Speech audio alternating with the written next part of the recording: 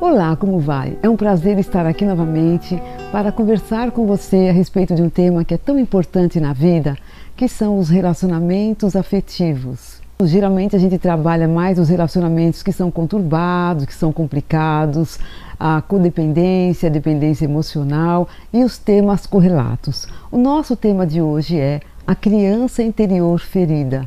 A maneira como uma pessoa funciona, assim, a sua personalidade, seu jeito de ser, os seus parâmetros, né, na vida adulta estão extremamente relacionados com os primeiros anos da infância. Então, assim, a maneira como a criança percorre esta fase é que vai dar base para como ela será quando estiver adulta. E, claro, isso tem muito a ver com a família desta criança. Uma criança que vive numa família problemática, por exemplo, reprimida, que não funciona bem, que não se comunica bem, onde existe uma grande rigidez nos comportamentos, no funcionamento, né, na dinâmica de funcionamento, mesmo que a criança não perceba, ela vai trazer traços importantes, consequências sérias a respeito desta vivência. Muitas vezes no consultório eu pergunto assim para a pessoa, como era a sua família? Porque vira e mexe, óbvio, a gente vai para esse assunto. Como era a sua família? Como foi a sua infância? Como foi a sua vivência na infância? E as pessoas, mesmo aquelas que a gente nota que tem uma codependência ou uma dependência emocional, uma situação de, vamos dizer, atual complicada, elas falam muitas vezes assim, não, minha família era ótima, nossa, eu tive uma infância ótima. E quando a gente começa a olhar com mais detalhe para essa infância e para esses pais e para essa história, a gente começa a notar aí uma série de dados que não são fáceis de perceber, que a pessoa às vezes não identifica como sendo problemáticos, especialmente quando está ligado com essa rigidez. Então uma pessoa às vezes fala assim, mas eu não tive nenhum trauma na minha infância, eu tive uma infância normal. Então ela quase que quer concluir que não tem nada a ver com a infância, né? A história que ela está vivendo agora, esse drama atual não tem nada a ver com essa fase. Mas se a gente, como eu falei, né, olhar com uma lente, a gente acaba notando sim vários dados que dão base para aquela situação que ela vive hoje. Tá? Então, por exemplo, uma criança que não recebe atenção suficiente dos pais ou dos cuidadores de um modo geral, isso significa o quê? Cuidados de proteção a ela mesma, apoio, orientação, vamos dizer assim, em relação a valores, o que é certo e errado fazer. Uma criança que não recebe ajuda quando precisa, que não recebe afeto e carinho, ela recebe, geralmente, às vezes os pais estão tão ocupados e trabalhando e fazendo, vamos dizer assim, tratando, né, do dia a dia, da correria, né, de trabalho, de prover as necessidades dela, muitas vezes acabam não dando, vamos dizer, o carinho, né, a atenção afetiva necessária para ela. Então, isso significa que para ela, a criança, que é como se ela não estivesse sendo reconhecida, sendo validada enquanto ser. Então, uma criança, então, que vive tudo isso e também uma criança que não se sente querida, que não se sente aprovada e aceita do jeito que ela é. E quando a gente fala aceita do jeito que ela é, não significa que os pais não possam dar limites, que não possam dizer não, que não possam corrigir. Não é isso, né?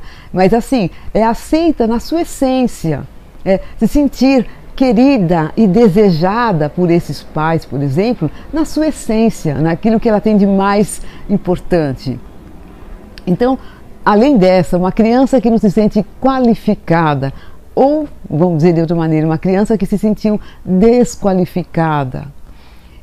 E às vezes isso acontece de uma maneira sutil ou não. Muitas vezes os pais xingam as crianças, dizem, você é um vagabundo, você é um incompetente, você não serve para nada, você nunca me ajuda, você... Então, às vezes os pais falam coisas difíceis e duras que desqualificam, que são desrespeitosas e desqualificam. Mas, como eu dizia no começo, muitas vezes essa desqualificação é mais sutil do que aparenta, né? do que a gente pode imaginar. Por exemplo, uma criança que vive num sistema de superproteção, ela pode estar sendo desqualificada. De que jeito? Às vezes o pai e a mãe estão fazendo assim tudo o que podem para que ela se sinta amada e protegida e bem cuidada. Mas isso em excesso faz com que a criança receba uma mensagem constante de que ela não é capaz, de que ela não pode, de que ela não consegue, de que ela não dá conta dela mesma. Então, isso é uma maneira de desqualificar sutil. Então, assim, por isso que é difícil muitas pessoas olharem para a infância e observarem claramente o que fez bem e o que não fez bem. Então, como eu dizia, né, uma criança que vive todas essas experiências, ou algumas dessas experiências que eu acabei de relatar, ela acaba, vamos dizer, vivendo internamente sentimentos de desamparo, de rejeição, de abandono, pode viver sentimentos de decepção, de raiva mesmo, às vezes até ódio, de insegurança com ela mesma, muitas vezes se percebendo como inferior às outras crianças ou às outras pessoas, né? Se sentindo inadequada. Então é uma criança que vai crescendo, né, e vai adolescência, idade jovem, adulto, etc. E ela vai tendendo a se sentir inadequada nos lugares. Ela entra numa situação e acha que todo mundo está bem menos ela. Ela começa vamos dizer assim, a perceber-se como alguém defeituosa. Pois bem, a criança interior, ou seja, aquela criança que a gente foi quando a gente era pequeno, ela permanece na gente. Ela pode ser uma criança mais saudável ou mais doente, uma criança mais magoada, mais ressentida, mais triste, mais alegre. Então tudo vai depender dessa história infantil. E essa criança que teve essa vivência, ou algumas dessas vivências que eu acabei de relatar, ela acaba tendo dentro dela o que a gente chama de feridas emocionais, que podem perdurar, se não cuidadas, até o fim da vida.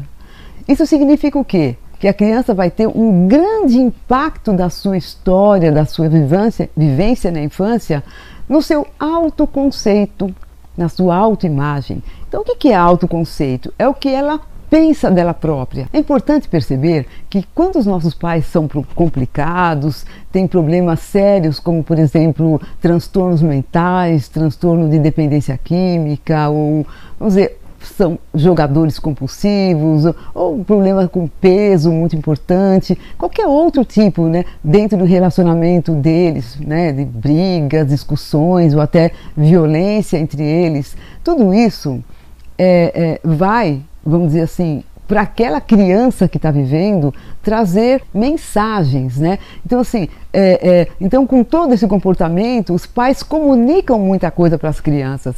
E a criança, no momento de elaborar, como ela não tem muita condição, né, de raciocinar, então acaba elaborando todas essas situações com alguma coisa que a gente chama de autorreferente. Ela leva tudo, a tendência dela é levar tudo para ela mesma, como se ela fosse culpada. Então, se os pais são complicados, é porque ela é culpada. Se os pais têm problemas graves, é porque ela tem algum problema. Por causa de todos esses fatos, ela acaba sendo uma pessoinha que vai crescendo com muitas dúvidas. Por exemplo, dúvidas em relação ao seu valor e merecimento de coisas boas, merecimento do melhor da vida. Então, ela duvida das suas percepções. Então, ela percebe alguma coisa, ela não tem certeza se ela percebeu está certo ou errado. Ela duvida das suas emoções. Então, ela acaba desconhecendo, às vezes nem tendo quase contato com essas emoções, como um mecanismo de defesa. Porque como é que fica para uma criança perceber que ela tem raiva dos pais? Né? Ou que ela tem, vamos dizer assim, tanto medo deles, né? Ou da vida. Então a criança acaba às vezes se desconectando com as próprias emoções quando ela vive situações tão difíceis assim. Então, estava falando da dúvida, né? Então a criança também tem dúvida, a criança aí na vida que vai acontecendo, né? A pessoa tem dúvida das próprias opiniões. Quantas pessoas têm muita dificuldade de ter opinião de alguma coisa porque ela fala, será que a minha opinião é uma opinião inteligente? Ou é burra?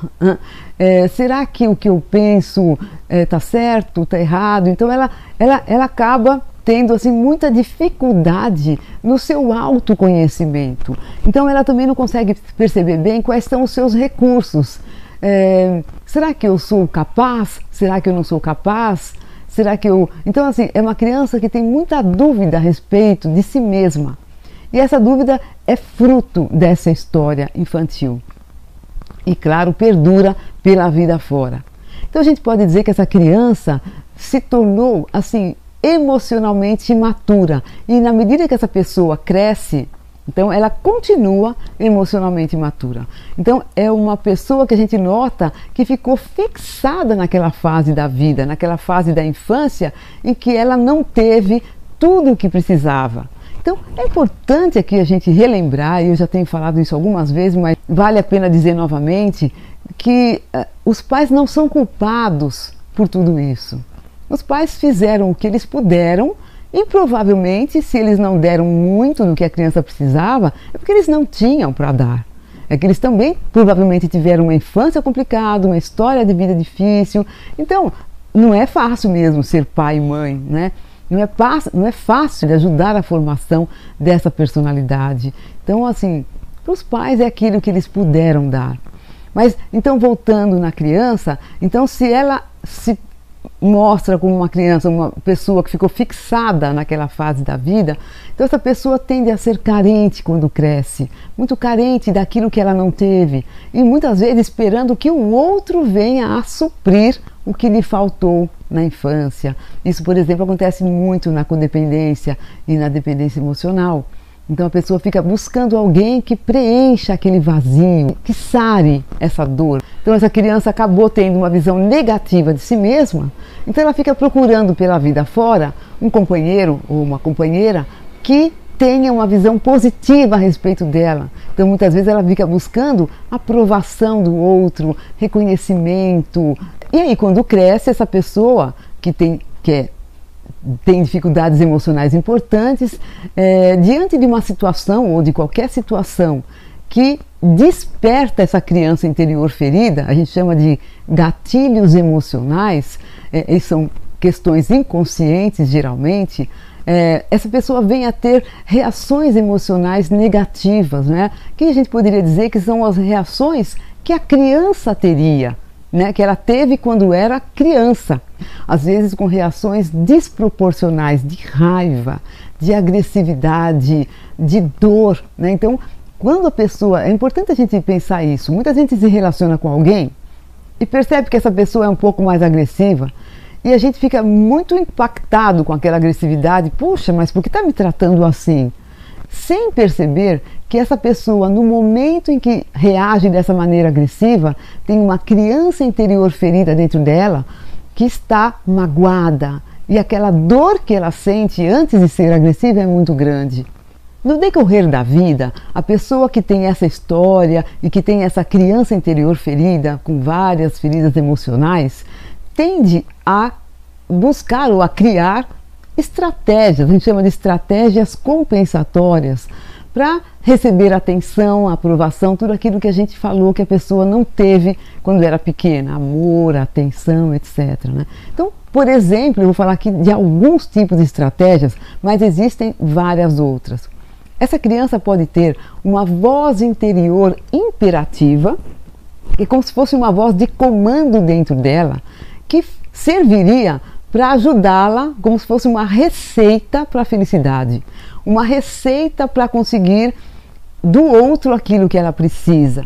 Então, por exemplo, essa voz interna pode dizer assim para ela mesma: seja perfeita. Se você for perfeita, você vai ser aprovada, você vai ser amada. Né? Ou pode dizer: seja agradável, ou agrade sempre, porque se você fizer isso, aí o outro também vai te agradar. Se você agradar, você vai receber uma recompensa por causa disso. Ou essa voz pode dizer, seja esforçado, seja esforçada, né? Se você fizer assim, se você for muito esforçado, você vai ganhar os louros, você vai ser valorizado por todo mundo, né? Ou seja forte. Muitas vezes a criança teve na história de infância pais ou mães que forçavam de certo modo ou que a impulsionavam muito nessa direção, porque esta voz interior, é importante dizer aqui, deixar bem claro, ela parte dessa história da infância também. Então, dependendo da família, a criança vai ter um impulsor de personalidade, é isso que a gente chama de essa voz interior imperativa, ou outro impulsor. Então, uma família, por exemplo, pode ter impulsionado uma criança dizendo para ela, você já é grandinho, um mocinho ou uma mocinha não chora, então, para que ela seja sempre forte, né? Então ela acaba com essa voz interior dizendo para ela, seja forte, assim você vai ser admirada, ou você vai ser independente, não vai precisar de ninguém na sua vida. Um outro comando possível é, seja apressado. Né? Se você for apressado, você vai ser mais produtivo, vai ser mais útil, né? E por aí vai. Então eu estou dando aqui alguns exemplos de impulsores de personalidade que podem, vamos dizer, comandar a vida de uma pessoa. Então ela vai crescendo, se torna adulto, né? E sempre com essa voz imperativa dentro dela dizendo aquilo. Geralmente, cada um de nós tem um ou dois desses comandos mais fortes, né? E então talvez você possa pensar, se você tem alguma situação complicada na infância, ou tem uma história de dependência emocional ou codependência, você possa verificar qual é a voz, o que essa voz interior fala para você destes comandos que eu acabei de dizer. Então, como eu estava dizendo, isso são estratégias compensatórias para a pessoa se transformar naquela pessoa de valor que ela acha que vai fazer com que ela receba tudo que ela não teve e que ela precisa para ser feliz. Então, por isso que a gente fala que assim, é uma tentativa de compensação, mas que é importante notar, não compensa. Primeiro, faz com que a pessoa sofra muito, porque ela fica quase como um robô comandado, né, condicionado por essas ordens internas, e também não vai fazer com que ela receba tudo o que ela precisa. Então, uma pessoa que agrada sempre o outro, que é muito comum na codependência ou dependência emocional, ela faz na esperança de que ela também vai ser agradada, e nem sempre isso acontece.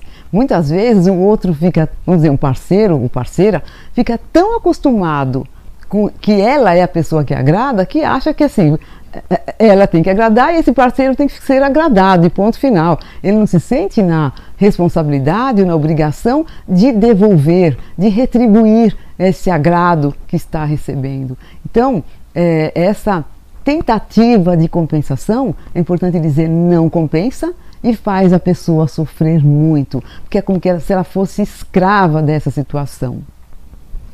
Com tudo isso, essa pessoa acaba, né, com toda essa experiência, toda essa criança interior ferida e experiências que ela vai tendo pela vida, ela acaba tendo uma certa dificuldade de se relacionar. Então ela tende a ter relacionamentos disfuncionais, até porque ela acaba reproduzindo os mesmos modelos que ela teve na infância. Às vezes, uma vez e mais uma vez, então repetidamente ela vai se relacionando de maneira complicada e dolorosa para ela. E a partir daí ela vai adquirindo cada vez mais ansiedade acerca da intimidade. Fica cada vez mais difícil para ela ter coragem de se relacionar na intimidade, de se entregar, de mergulhar dentro do relacionamento, de se deixar amar, se apaixonar por alguém, tá? A partir dessas experiências que ela vai tendo, ela acaba criando crenças de fracasso nos relacionamentos afetivos. Então, por exemplo, ela pode achar que eu não sou capaz de ter bons relacionamentos, eu não sou capaz de ser feliz num relacionamento, ou não sou capaz de conquistar ou de atrair uma pessoa boa, amorosa. E aí, o que a gente pode fazer em relação a isso? O fundamental é pensar que a gente precisa resgatar essa criança interior ferida. significa trabalhar, tratar essa criança amorosamente. Mas quem é que vai fazer isso? É o terapeuta? Não, não é o terapeuta. Quem vai fazer isso é a pessoa. É a própria pessoa que tem essa criança interior machucada e magoada. Então, claro que isso pode ser ajudado por um grupo, pode ser ajudado por uma terapia individual, pode ser ajudado por leituras, por vídeos. A pessoa pode ir lentamente se conhecendo e usar os seus melhores recursos para resgatar essa criança. Então, a ideia é como se a gente pudesse pegar essa criança no colo e começar de novo. Tratar dela como se a gente fosse o pai ou a mãe dessa criança e fazer com que essa criança receba aquilo que ela não recebeu quando ela era pequena. Então, muitas vezes, a ideia central da dependência emocional é: eu vou receber do outro aquilo que eu não tive. Sendo que o tratamento e o resgate dessa criança significa a própria pessoa dar para essa criança aquilo que ela não teve. E com isso, ir sarando essa dor, essa ferida, né? Aos poucos, ir trabalhando para que essa criança vá, vamos dizer assim, se sentindo mais tranquila, mais serena, mais pacífica, menos doída, né? A gente diz muitas vezes que quando uma pessoa tem uma criança interior ferida, essas feridas sangram quando ela tem contato com outra que desperta essa criança ou essa ferida, né? Mas a pessoa pode resolver isso, a pessoa pode curar isso. Não sei se é a sua situação ou não é, mas se for, fica a mensagem de que você assuma a responsabilidade por essa criança. Que você pegue essa criança no colo, trate essa criança com amor, com todo o cuidado, todo o carinho que ela não teve, mas que ela ainda pode ter. E com isso, tenho, vamos dizer assim, uma grande esperança de que você vai poder ter um futuro melhor, porque essa criança não ficará perseguindo você a cada relacionamento, a cada situação mais difícil da vida. E você vai poder lidar com a vida de uma maneira mais adulta, com a vida de uma maneira mais emocionalmente madura.